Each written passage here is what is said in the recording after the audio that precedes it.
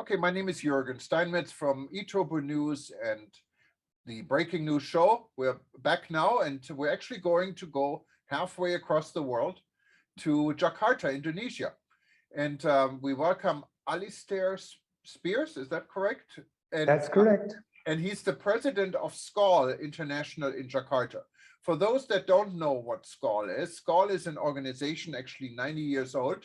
We're going to have the 90th birthday in July, I believe, in Paris. And it's a global organization similar to what you probably would know from a Rotary Club, but for the travel and tourism industry, with members really across the world. And Alistair lives in Jakarta, Indonesia, and he's president of that SCAL club. And we're going to learn a little bit more about what SCAL is doing, what his club is doing, and what's going on in Indonesia.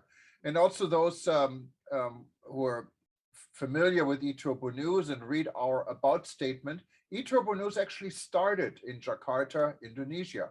That's our initial home in 1999. We're the first travel newsletter in the world, and it all started in Indonesia. So I'm really excited to go back to Jakarta. I've been there many, many, many times, and I love Jakarta. It's a fantastic city. For those that have not been to Jakarta, really you should go. Not only a great shopping town, a lot of things to do. The social life is incredible, and you only like a very short flight, hour and a half, I believe, or 2 hours from Bali. So you can really combine it and learn something about Indonesia. And Alistair, you don't really look Indonesian. What are you doing in Jakarta? Well, it's a long story, Jürgen, but I've been here for 42 years now, having started off in the insurance business, but I very quickly got into the communications business, both in publishing, advertising, and PR. So I've been here for 40 years through, I think, about 6 or 7 presidents by now. I'm not quite sure how many. They keep changing, and through quite a lot of developments. What you see behind me, of course, none of that existed when I came. It was pretty much a village 42 years ago, and now it is, as you just mentioned, a substantial and exciting city. No, it is, and traffic. I remember when I was in Jakarta, traffic is horrendous. So you can never really plan more than 1 meeting a day because you don't know how long it takes to get to. Is it still the same, or did you guys improve this a little bit? Well, it has improved a little. We have 1 underground line now. You know, it's a start. It's quite popular. It's rather well done, but we've got 20 kilometers and we need about 200 to make it work. So we've got quite a long way to go, but we've got improved roads. We've got improved, a little bit of improved access, but a long way to go. Yeah, and for those that do go to Jakarta and plan on flying to Bali, and I've done this Bali-Jakarta route many, many times, especially on the weekend, we went back and forth. Don't plan on making your flight. My best advice is stay at the airport hotel the night before and fly in the morning, because I don't know how many last flights I missed to Bali. So it is but it's a fun city. Food is excellent. There's so many, I mean, you can find any food from anywhere in the world, and people are very friendly, and it's really a city I personally enjoyed a lot. But let's talk a little bit about SCAL. How many members you have in your SCAL club?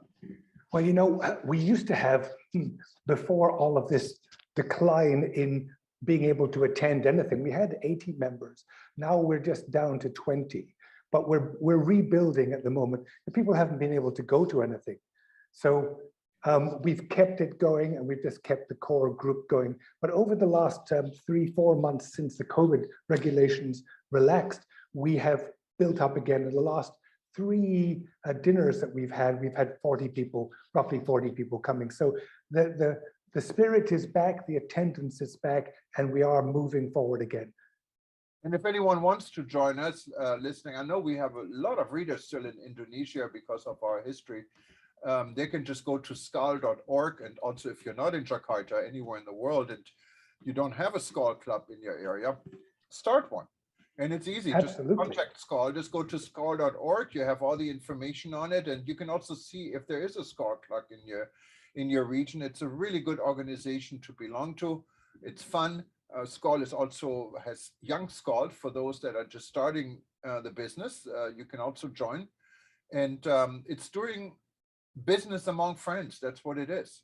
And so it's definitely a good organization to belong to. And I think you have some exciting activities you told me earlier coming up in regards to the sustainable tourism world. Tell us a little bit more about it. Well, you're absolutely right. You're going to look, when we talked about building back better, there's been a lot of talk about what actually has happened. Not quite enough. I know people have been distracted, their resources have been depleted, but what we need to do is to really focus people on things that can be done. So we've taken the initiative in SCOL Jakarta to work on the basic elements of sustainability. Now, 3 months ago, when we restarted, when we were allowed to have in-person meetings again, we started off in the Grand Melia Jakarta. We're supported very well by the 5-star hotels with a talk about water. Now, water is crucial to our business. And what we've done in Jakarta is that we've got one hotel, which is now fully integrated, 100% standalone bottling plant on site. And we talked about that. So there's no plastic whatsoever. There's no water deliveries, even in big containers. There's no transportation, no pollution, all done on site. We don't think there's anybody else, and certainly in Indonesia, who's doing that. And we wanted to bring that to the attention of the industry, that you can have a fully integrated water bottling recycling system in a standalone hotel, break even for that 400-room hotel, only 14 months, and saving 40,000 plastic bottles a year.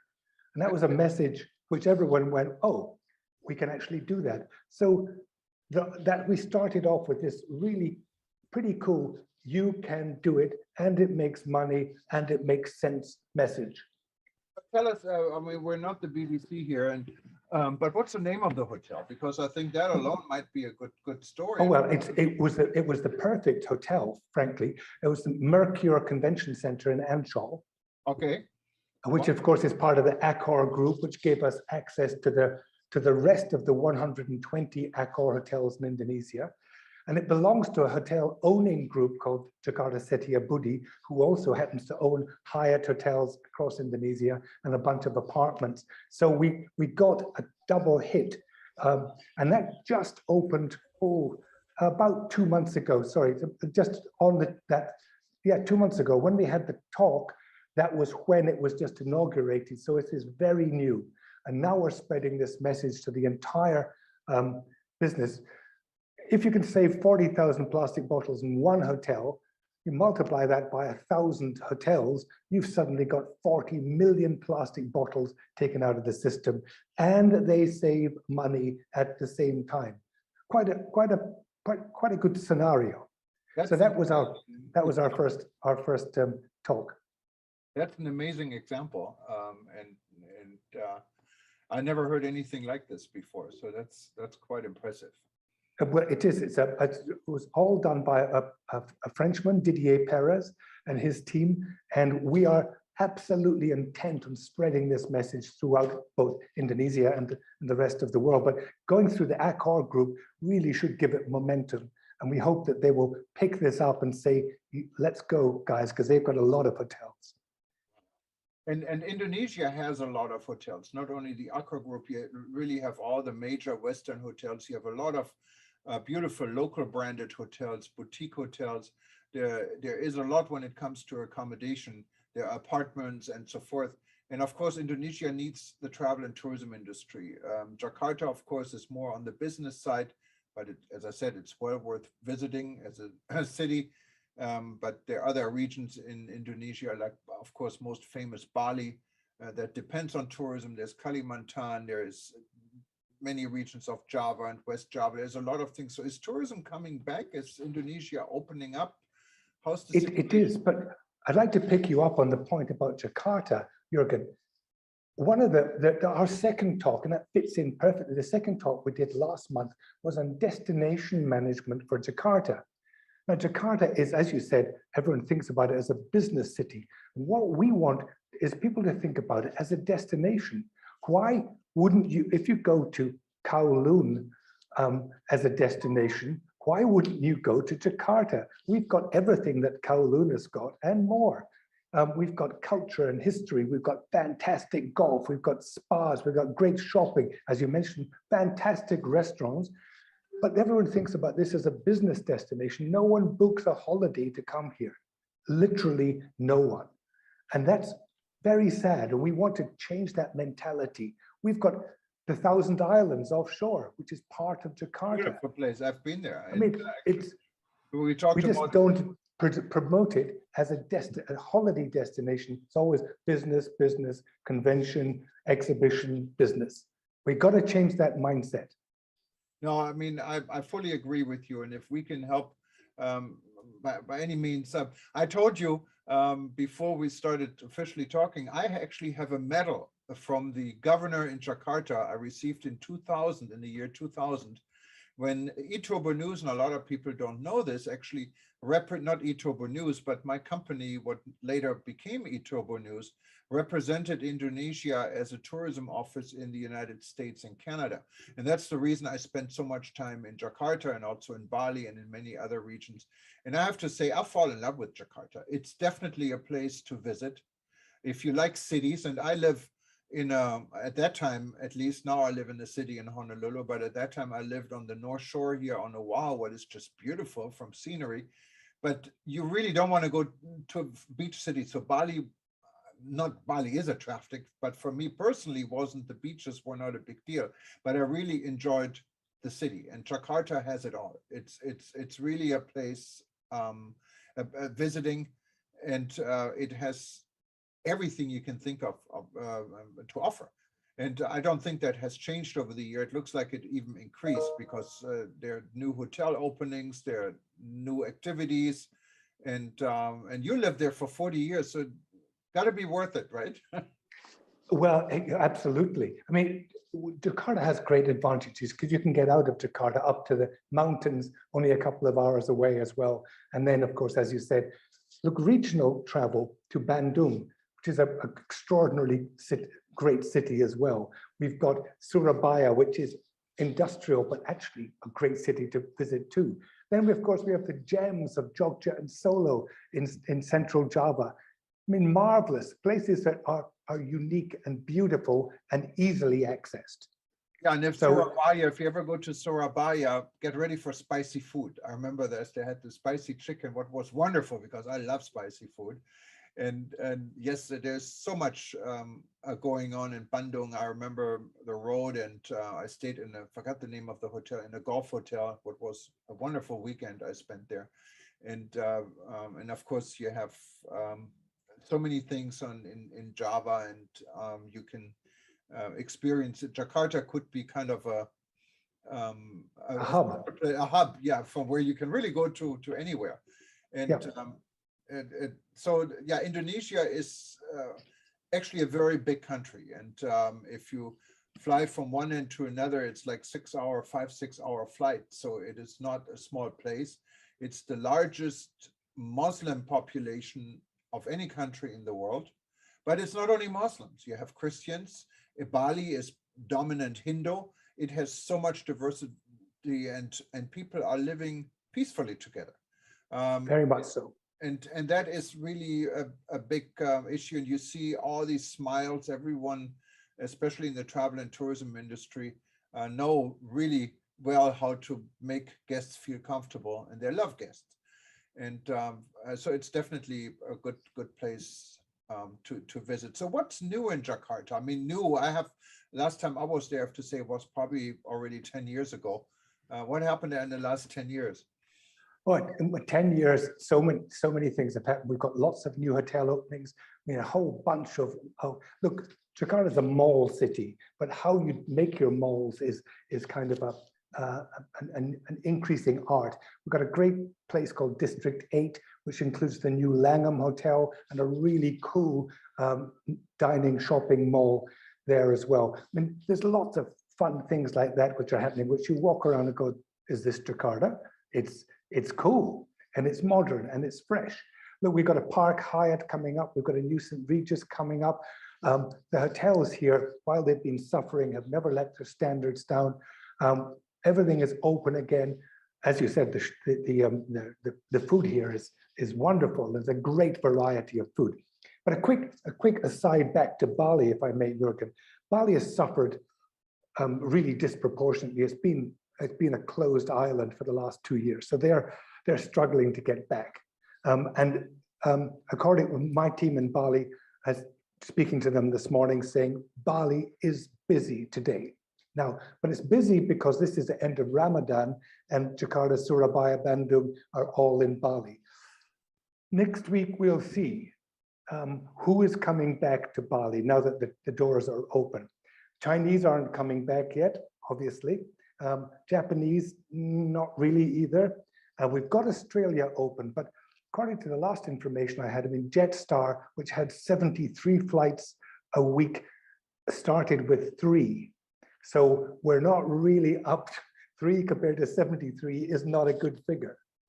3 flights a week. Yeah, and then of course there are some other challenges with Europe, of course, because of the situation in Ukraine. That might, even though, I mean, Bali is far away from the Ukraine situation, but flights are restricted to some areas, what could have an influence. There's still the good thing is the Middle Eastern airlines are now coming back. Qatar, Emirates, Etihad, and Turkish are all flying back into Jakarta and increasingly back into Bali as well, Singapore Airlines as well. So the access, don't worry about access, you can get there. And they're ready for you. And you were talking about friendliness. The Balinese are ready to be friendly. They are more than ready to be friendly. You will be pampered, you'll be looked after, you'll be worshipped if you come now. Yeah, and the price, if you really compare rates, and maybe you can help us out a little bit, what the average hotel stay is, what the average dinner bill is for a nice dinner in Indonesia, maybe Jakarta compared to Bali. Give us some ideas. How expensive or how cheap is it to travel to Indonesia? Look, first of all, hotel prices in Indonesia have always been too low. I mean, Jakarta is about 1/3 of the price of Singapore for a hotel, equivalent hotel. So you're only talking about, $100 a night in a 5-star hotel, possibly even less in some, which is sad. And it's worth much more. The same thing in Bali. Prices are, look, you can get some 4-star hotels for like $50 US a night, and we need to bring that up again. But of course, they're starting low. But on the food side, if you avoid the really expensive restaurants, you can eat for $15-20 US a head, including a couple of drinks. It is not expensive. We're talking about having a great night out and going home with still change jingling in your pockets, ready for the next day. It's a really great time to come. You're telling me for the price of 1 Mai Tai or a drink here in Hawaii, you can have an entire dinner and you can have actually 2 Mai Tais and wonderful food for the same price? Yes, correct. That's the place to go. That's the place to go. And of course, what we're doing is encouraging people to drink the local beer, drink the local wine. They have good wine in Bali now. And then you're supporting the local industries and still having a good time. So a lot of positive points have come out of this as well. The whole local supply chain thing had to kick in, and it did. So we've got good vegetables, good supplies, good cheese even made locally now to save the international supply chains. That is important, really for any destination, and specifically so for Indonesia, because Indonesia has spices you probably don't find very easy in other parts of the world. There's wonderful local food. Many people don't really know, but it's delicious. And not only when it comes to food, when it comes to wellness, Indonesia has a lot to offer. I mean, we're not talking just about spas and massage. We're talking about health tourism, for example. Tell us a little bit more about this, because I think many people don't even think about that. Look, there is a history of natural treatments here. whether they be spiritual or meditation based. You want to go to Ubud in Bali. It's probably the Asia center of meditation, wellness, and all of that. So you can do virtually any treatment you can think of, everything from the Reiki all the way through the local spiritual leaders. And of course, just being there, visiting the temples, walking the fields is a health treatment as well. So honestly, Bali has got all of that side of the business. And often it's not business, it's just being in the right place with the right feeling, Jürgen. When you walk somewhere and go, I'm so glad I'm here. My managing editor in Bali just done a tour of the Northeast, and he sent me pictures and videos of what he's been doing. And he's saying, this is untouched, undisturbed, beautiful, palaces with no one in them, water gardens with nobody there, beaches and mountains, and just extraordinary peace and tranquility. So it's not just the beach club scene in the south, it's not just the culture scene in Ubud, it's the enormous nature-bound tourism you get in the north and the northeast of Bali, northwest as well. So a lot of things to be talked about there, and certainly the right time to come. Yeah, and of course, every day is a holiday because there's a festival in Bali, I believe, every single day. So you find ceremonies, you find it's very traditional. And it's a little bit frustrating for those of us in business in Bali, because you end up with saying, no, where is everybody? They're at the temple today, sorry, but so we do have to understand that the pros come a few cons as well. But yes, and that's, your Instagram killer is the ceremonies and the processions, and you're just round a corner somewhere and there's a whole bunch of people all dressed up, standing, doing something which you may not understand, but you go, I'm here, this is wonderful. You've seen it, I know. And there's one holiday or one season, it's the days of silence. Everyone agrees on. And if you should watch out when this is, because if you don't want to be isolated, you better not come. But it's also it's an experience. Basically, it's in Bali, and you really cannot do anything. Everything is pretty much closed, and no one talks. And how does this work? That's a wonderful experience. It works in a very, very sensible way. Bali is a world of the seen and the unseen. So the unseen are the gods which surround us all the time.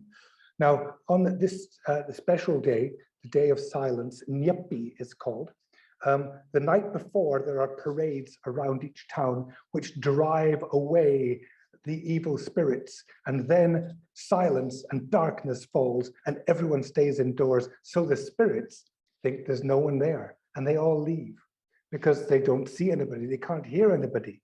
So during that night, everybody is at peace. But actually now people are booking to go to Bali on Nyepi because it is such a wonderful experience to go somewhere which closes down and says, you can do nothing. Think about your life, think about yourself, sit down, relax, you've nowhere to go. Yeah, that's the great. If you go over to Lombok, what is an island, it's not too far away from Bali. Many people combine it. You're in a completely different world. It's like really, you're on a different planet almost, when you come visit Lombok for a few days. Is this still a popular place? I remember I stayed at the, what was the hotel? Oberoi in Lombok, and it was wonderful. 3 days just to really get away from everything. How's Lombok doing these days? Well, Lombok has had a major investment in the south, in an area called Mandalika, where the Ministry of Tourism and the Lombok government decided to create a MotoGP track. Now, I don't think personally that that's the right thing to do there, because it's the world's noisiest sport in the world's quietest resort, but they put in like a $300 million investment to bring the world's motorcycle enthusiasts there. And they've already had one successful MotoGP. So they have brought in investment to change the paradigm of tourism in Lombok. The north the northwest where you were, Oberoi, Tugu, are opposite the Gili Islands. The Gili Islands were the real party islands surrounded by beautiful, tranquil waters. And they have really fallen on bad times over the last 2 years. They've really had nobody there. They're beginning to pick up now. I hear that there is movement, but of course it needs Bali to be 50% full for the Gilis to be 20% full. So until Bali gets to 80, 90%, we're going to still see quite poor occupancy in the tourism areas of Lombok. So we do need to support them. So if you're looking for a peaceful, quiet, and very, very inexpensive holiday, Lombok is an even better bet because they need people to go there now. Then you have areas in Indonesia that are so unique. You can only find it in Indonesia, like Komodos and the dragon, right? How is this developing? I was there probably also eight some years ago, and I know they had a lot of plans for tourism. Did any of this materialize? Well, absolutely. Look, the Ministry of Tourism put in place what they first called the 10 new Balis and now have revised to the 10 priority destinations. Then they focused it down to 5.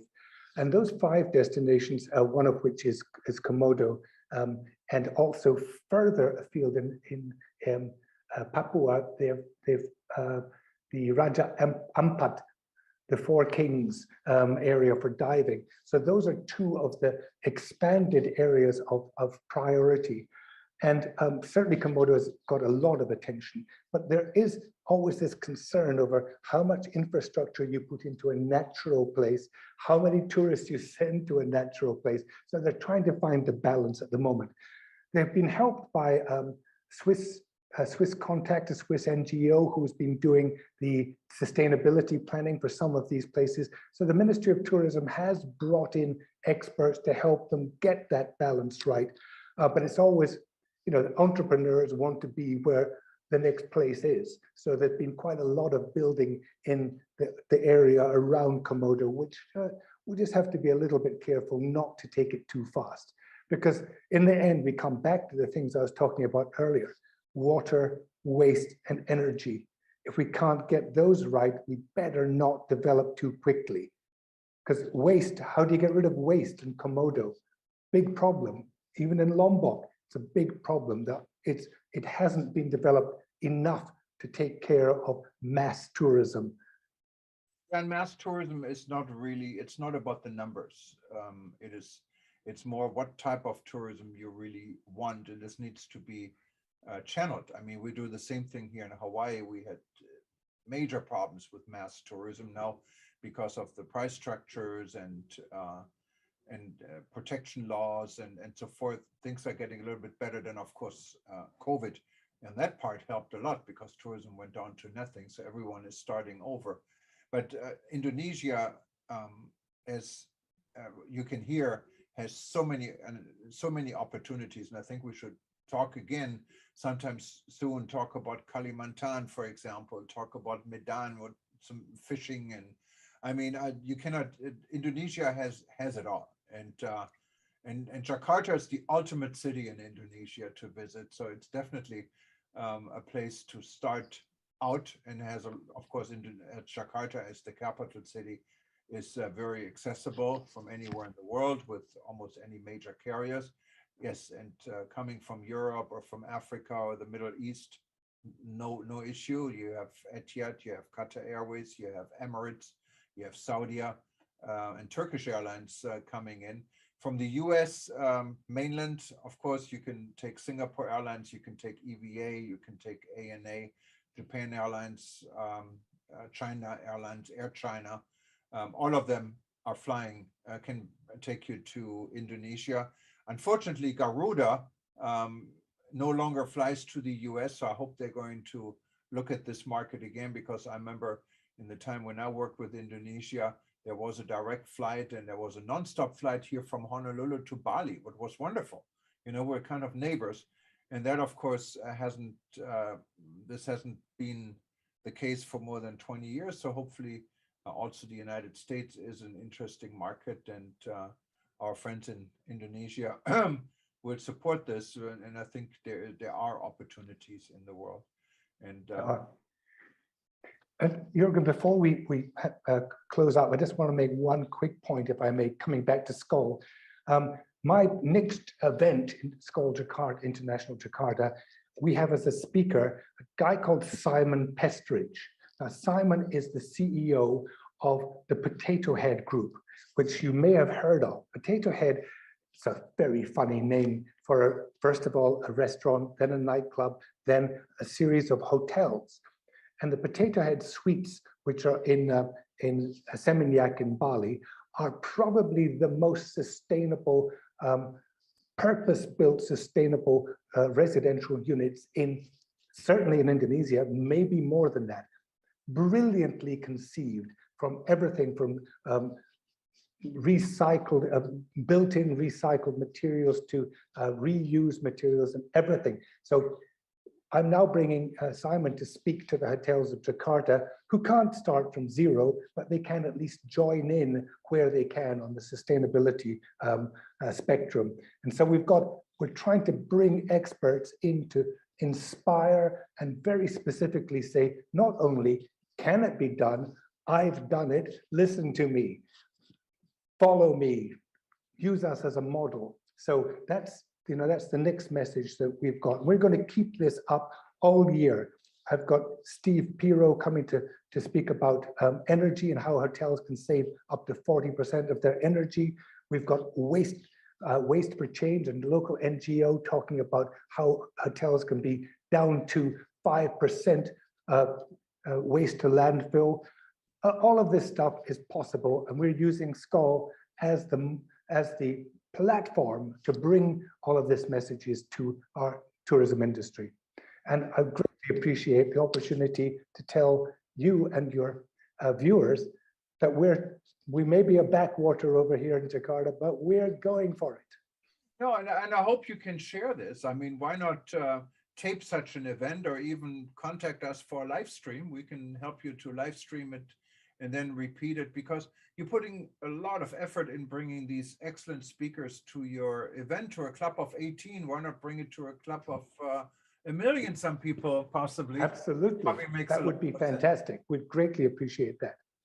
No, but I really enjoyed our conversation. You can tell that we're way over time.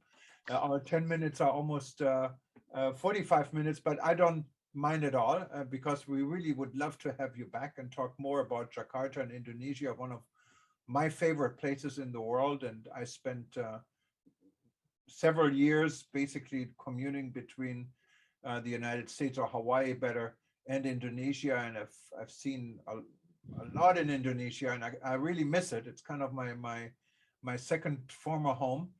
And so we like to report more, because Indonesia is coming back, and it's a destination that's just simply fascinating, and it deserves a lot more time, not only with us, with everyone else. And we really hope that tourism is picking up. And I remember Indonesia went through ups and downs, but it always recovered. It's very resilient. And we don't really want to repeat all the problems there were, but like any destination, Indonesia has a good share and always was able to recover. So let's bring COVID behind us, and hopefully the world can be at peace, and Indonesia can be one of the top destinations in the world again for people to visit. And honestly, I really honestly enjoyed it talking to you, and Terima kasih, and thank you so much. And I know we talked about some common friends. Give my regards, and I will. We see Thank you you again soon. And again, thank you very much, Jürgen. Good luck to you and everybody. And Indonesia is open. Come back and see us. Absolutely. And anyone wants to know more about SCOL, just go to scol.org. SCOL is spelled SKAL.org, and you also see it here on the screen. And you find, actually, you have a permanent SCOL logo on eTurbo News. Just click on it. It will bring you to the SCOL website. So why not start your own club and get as active as Alistair is in your own region? It's a wonderful organization to belong to and to network and do business among friends. That's what it is. We all are in business, and why not do business with those people you can trust and share also your virtual social life with. And the nice thing about SCOL also is, I forgot to mention this, when you visit another city, when you travel, and there's a SCOL club, and there's a good chance there is, you can actually be part of the SCOL club, even if Absolutely. it's for a week. You can be a guest there. Everyone is welcome to attend any SCOL meeting in the world, and you make new friends this way. So SCOL.org, the way to go. But I'll say thank you so much again for joining us. And for everyone else, if you wanted to watch this session again, if you see us on eTurbo News, we'll most likely repeat it. Usually our repeats are every 2 hours, just stay tuned. And then if we don't repeat it, go to breakingnewsshow.com or to eTurbo News on events, and you can, or of course, you can go to our YouTube channel or Vimeo channel, and you find us and you find all our sessions. You can watch as many times as you like, and share it on Facebook, share it on LinkedIn, share it on Twitter. So a lot more people can learn about Jakarta and Indonesia today. Thank you so much. Thank you, and goodbye for now. Bye-bye.